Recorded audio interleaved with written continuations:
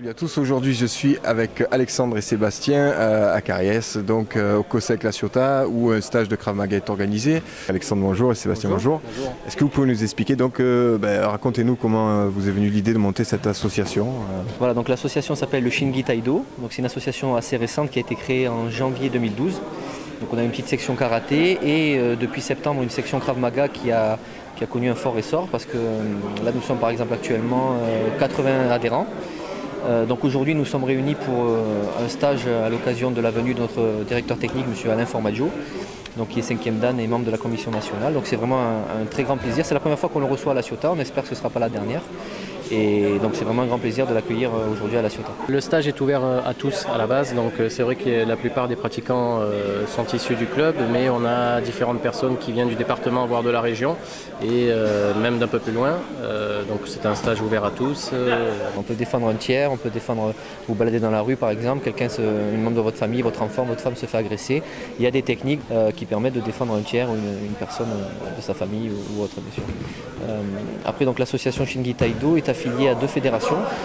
Tout d'abord la Fédération française de karaté et disciplines associées et une double casquette. Donc parallèlement on est affilié à la World Krav Maga Fédération dont le représentant technique mondial est Alain Formaggio. Donc c'est l'équivalent de par exemple pour du Viet Voda ou du karaté, un grand maître en fait. Ah voilà, tout à fait. Alain est reconnu dans le milieu de la police et de la self-défense, c'est un très très grand expert et on a totalement confiance en lui. D'ailleurs, il faut savoir qu'Alain est un policier qui a plus de 30 ans d'expérience et c'est toujours très intéressant de faire un Krav Maga authentique dans le sens où les retours de terrain permettent justement de faire des techniques au plus réaliste possible. En fait. Toutes les techniques sont basées sur la légitime défense. Ça c'est très important. Ce n'est pas tous les clubs malheureusement qui font ce genre de pratique-là, mais il faut savoir qu'en France il y a un cadre légal. Il faut essayer de respecter donc, la proportionnalité dans la riposte face à une attaque. Comme on voit sur les images en ce moment, d'une fille qui se défend face à un gros nounours, on va dire. Voilà, tout à fait. Notre ami Philippe qui a un gabarit tout à fait imposant. Et voilà, il faut essayer d'aller au plus simple, au plus rapide. Le Krav Maga, simplicité, rapidité, efficacité. Donc les doigts dans les yeux, à la gorge ou aux parties génitales. Et avec un peu de chance, ça fonctionnera. Sinon, la grosse partie du travail est basée sur l'improvisation. Ça, c'est très très important.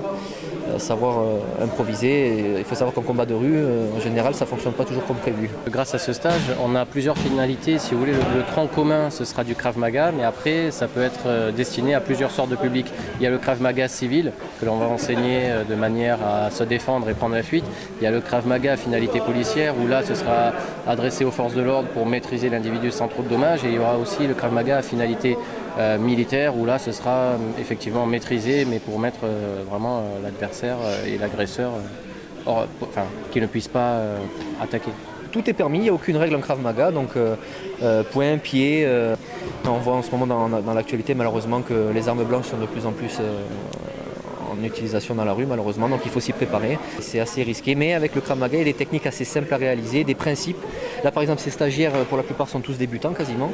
Ils repartiront peut-être pas avec toutes les techniques de défense, mais peut-être une, peut-être deux, mais au moins des principes.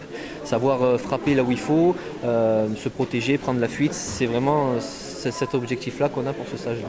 Alors le Krav Maga est une discipline de self-défense qui est ouverte à tous. Au départ, c'est un close combat militaire qui est devenu un art de self-défense civile qui est pratiqué en toute sécurité au sein de la fédération de karaté.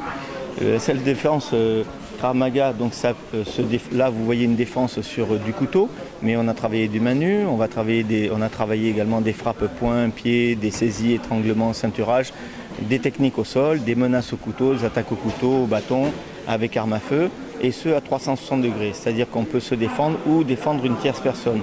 Le public qui est là aujourd'hui, c'est un public généraliste aussi, comme on retrouve dans les autres clubs au sein de la fédération de karaté, à savoir des jeunes, des adolescents, des femmes, des adultes, même des anciens. Donc c'est ouvert à tous et chacun le travaille avec son niveau technique et sa condition physique.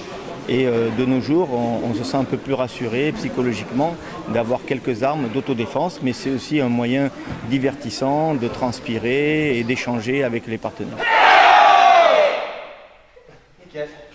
C'est bon ça ?